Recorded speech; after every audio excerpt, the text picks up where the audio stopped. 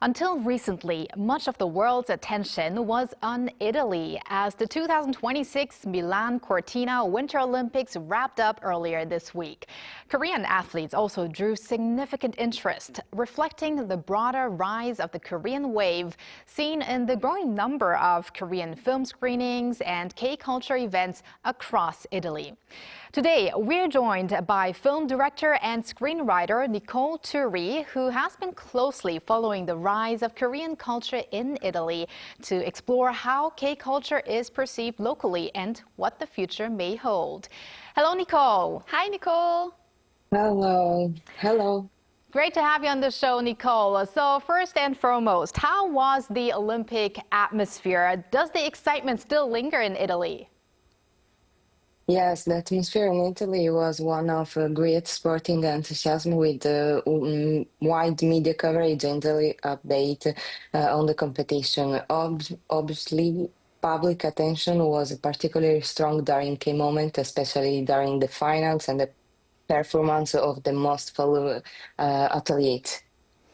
Well, I can imagine that the fever is still remaining in Italy, especially because I think it was the most successful Winter Games for Italy because they had a total of 30 medals. So on that note, why don't we congratulate Italy on that successful Winter Games? I know, definitely. Congratulations.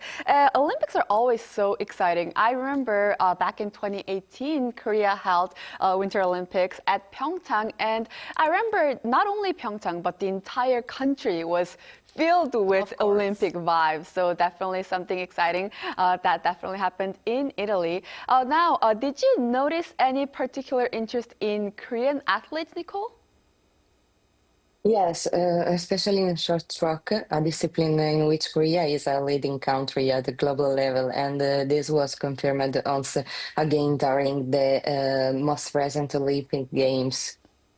Right, and I mean, short track and speed skating is not only, Korea isn't only good in that category, but also actually Italy with its legendary Ariana Fontana, of course.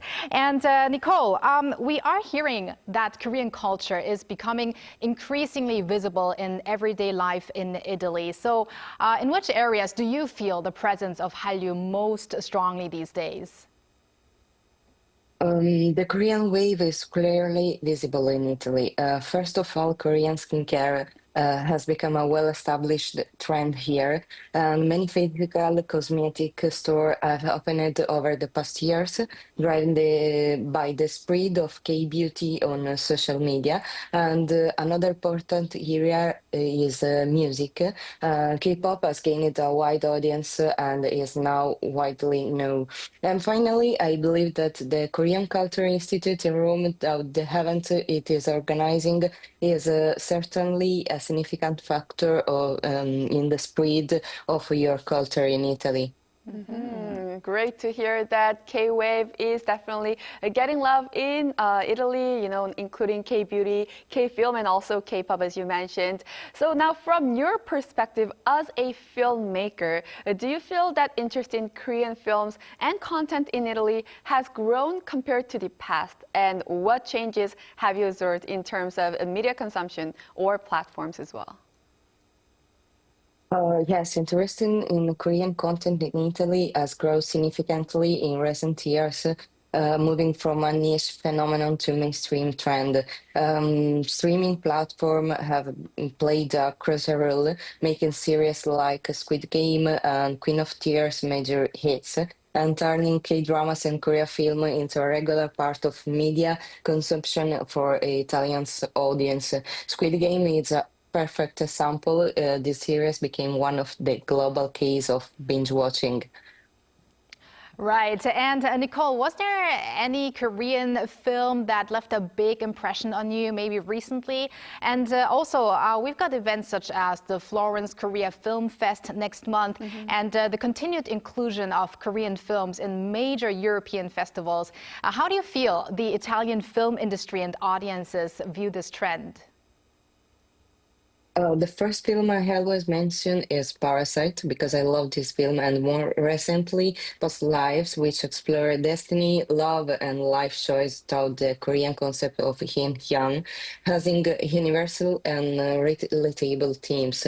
Events such as the Korean Film Fest confirm the growing attention toward Korean cinema and play an important role in introducing Italian audience to new directors and contemporary works. So today, in the Italian film industry, look at the South Korea not only with curiosity but increasingly a strategic partner.